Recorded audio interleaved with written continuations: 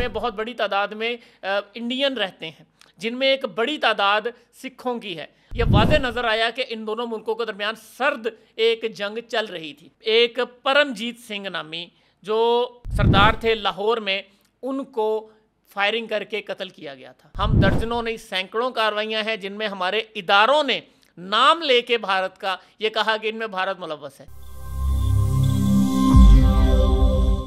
السلام علیکم جی، حنزلہ احمد۔ اور کینیڈا اور انڈیا کے درمیان تلخی ہے، سب کو پتہ لگ گیا ہے، لیکن کچھ اہم پہلو ہیں جو آپ کے سامنے رکھنے ہیں، اور ان اہم پہلوؤں میں ایک پاکستان بھی ہے، اور پاکستان کا اس معاملے سے کیا تعلق ہے اور ہمیں اس سے کیا سیکھنا ہے، یہ بھی اس ویڈیو میں آپ کے سامنے رکھوں گا۔ سب سے پہلے جن کو نہیں پتہ انہیں مختصر سا بتا دوں کہ 18 جون 2023 کو کینیڈا میں ایک بھارتی نژاد آپ کہہ لیں، بھارتی نژاد ایک شہری تھے جن کو کینیڈا کی سرزمین پر گردوارے کے باہر پارکنگ لاٹ میں فائرنگ کر کے قتل کر دیا گیا تھا۔ اس وقت کی وہ سکھ تھے اور سکھ کمیونٹی نے فوراً مطالبہ کیا کہ اس کو بھارت نے کیا۔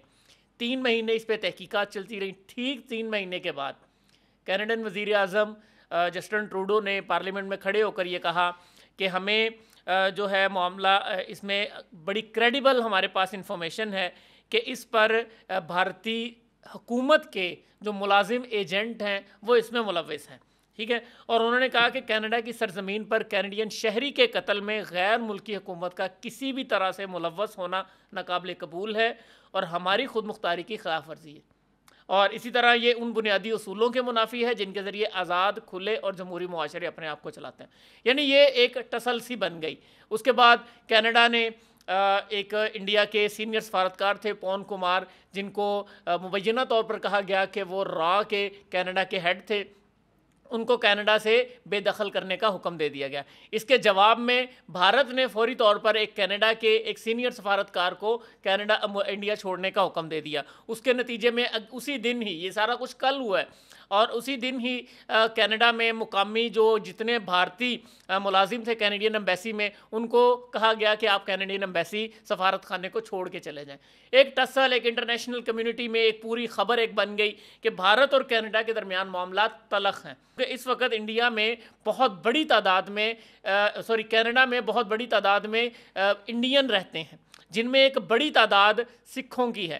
اور اگر آپ کو ایک یہ بات مزید انفارمیٹیو ہے کہ آپ کو پتہ چلے کہ انڈیا کے پنجاب کے علاوہ دنیا میں سب سے زیادہ بڑی تعداد میں سکھ کینیڈا میں رہتے ہیں، تو یہ اور اس وجہ سے کینیڈا میں آپ کو پتہ ہے ان کے ممبر آف پارلیمنٹس بھی سکھ نژاد ہیں، اور اسی طرح اور بھی۔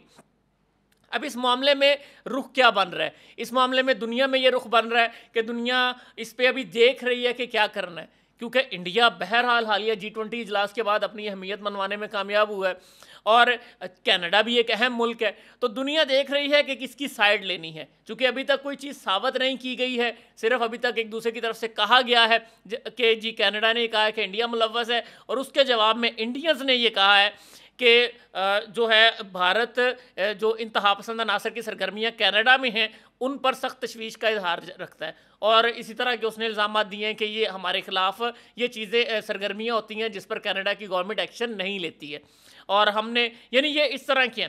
اچھا، لیکن یہ ساری باتوں سے پہلے یہ جان لیں کہ ہردیپ سنگھ نجر کون تھا۔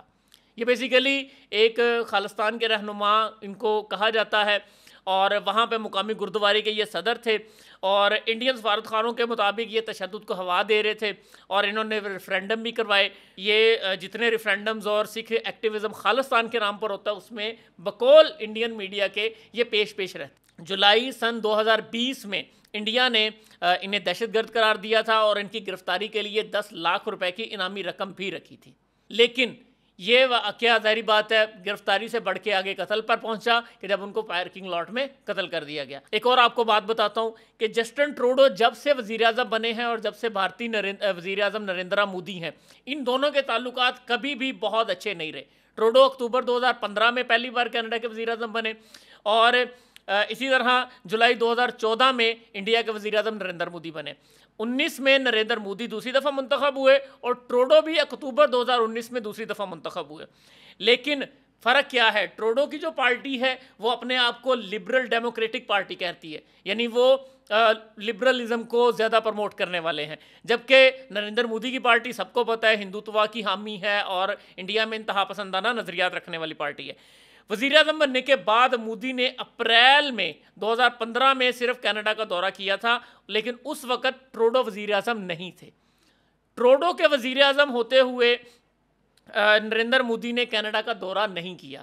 ان دونوں رہنماؤں کے تعلقات کبھی بھی اچھے نہیں رہے، یہاں تک کہ ابھی بھی جب جسٹن ٹروڈو کینیڈا سے G20 کے اجلاس میں شرکت کے لیے انڈیا آئے تو ان دونوں رہنماؤں کی ملاقاتیں کو بہت زیادہ خوشگوار نہیں رہی۔ ٹروڈو نے وہاں پر بھی یہ قتل کا معاملہ اٹھایا نریندر مودی کی طرف سے، اور ان کی وزارت خارجہ کی طرف سے سکھوں کی جو تحریک ہے یا بھارت مخالف سرگرمی ہے ان پر بات کی گئی، یعنی یہ کوئی بہت زیادہ خوشگوار تعلقات نہیں رہے۔ اور اسی طرح یہاں تک کہ جسٹن ٹروڈو کا جو استقبال ہے اس نے بھی کنٹروورسیز کریٹ کی کہ ان کو کوئی سینئر لیول کے بندے نے ریسیو نہیں کیا۔ جسٹن ٹروڈو نے تاج محل کا دورہ کیا تو وہ کوئی خاص قسم کی سرگرمی نہیں بنی، اور یہ اس طرح کے معاملات میں بھی یہ واضح نظر آیا کہ ان دونوں ملکوں کے درمیان سرد ایک جنگ چل رہی تھی، اب وہ کھل کے سامنے آ گئی ہے۔ اب انٹرنیشنل کمیونٹی وہ دیکھ رہی ہے کیا ہوتا ہے، ہم بھی دیکھ رہے ہیں۔ پاکستان کے لیے کیا ہے؟ 6 مئی کو پاکستان میں ایک پرمجیت سنگھ نامی جو سردار تھے لاہور میں، ان کو فائرنگ کر کے قتل کیا گیا تھا۔ واضح طور پر ہمارے اداروں نے کہا کہ اس میں را ملوث ہے، بھارتی ادارے ملوث ہیں، لیکن پاکستان میں یہ بات آئی گئی ہوگی، اور یہ پہلی کارروائی نہیں تھی۔ پاکستان میں میرا خیال ہے ہم درجنوں نہیں سینکڑوں کارروائیاں ہیں جن میں ہمارے اداروں نے نام لے کے بھارت کا یہ کہا کہ ان میں بھارت ملوث ہے، لیکن ہم کسی میں بھی کارروائی یا کوئی بھی معاملہ اس کو انٹرنیشنلی ہائی لائٹ کرنے میں کامیاب نہیں ہوئے۔ اس کی وجہ کیا ہے؟ یہ وجہ ہمارے فارن آفس کو سوچنے کی ضرورت ہے، یہ وجہ ہمارے وزارت خارجہ کو سوچنے کی ضرورت ہے کہ کیوں ہماری خود مختاری کی خلاف ورزی ہوتی ہے ہمارے ملک میں۔ ہمارے ملک کا شہری ایک غیر ملک آ کر، اور خاص طور پر ہمارا دشمن ملک آ کر مار کے چلا جاتا ہے، لیکن ہم اس کو دنیا میں ہائی لائٹ کرنے میں بھی کامیاب نہیں ہو پاتے۔ ایکشن لینا تو بہت دور کی بات ہے کہ ہم اس پہ کوئی ایکشن لیں، لیکن ہم اس کو ہائی لائٹ بھی نہیں کر پاتے دنیا میں۔ تو یہ پاکستان کے لیے اور ہماری وزارت خارجہ اور ان لوگوں کے لیے سوچنے کی بات ہے کہ کیوں انڈیا اور کینیڈا کے درمیان تو یہ ایک قتل کا واقعہ پوری دنیا کا معاملہ بن گیا ہے، اور پاکستان میں کتنے ہی واقعات ہوئے ان میں سے ایک بھی انٹرنیشنل ہیڈ لائنز میں بھی جگہ نہیں لے پایا، سفارتی تنازع تک نہیں بن پایا۔ تو کیا پاکستانیوں کا خون اتنا سستا ہے؟ کیا پاکستان کی خود مختاری کی کوئی اہمیت نہیں ہے؟ اس پہ سوچنے کی ضرورت ہے۔ باقی کینیڈا کے اور انڈیا کے واقعہ کے حوالے سے اگر کوئی مزید اپڈیٹ ہے تو وہ میں انشاءاللہ آپ کے ساتھ شیئر کروں گا۔ اجازت دیجیے، السلام علیکم۔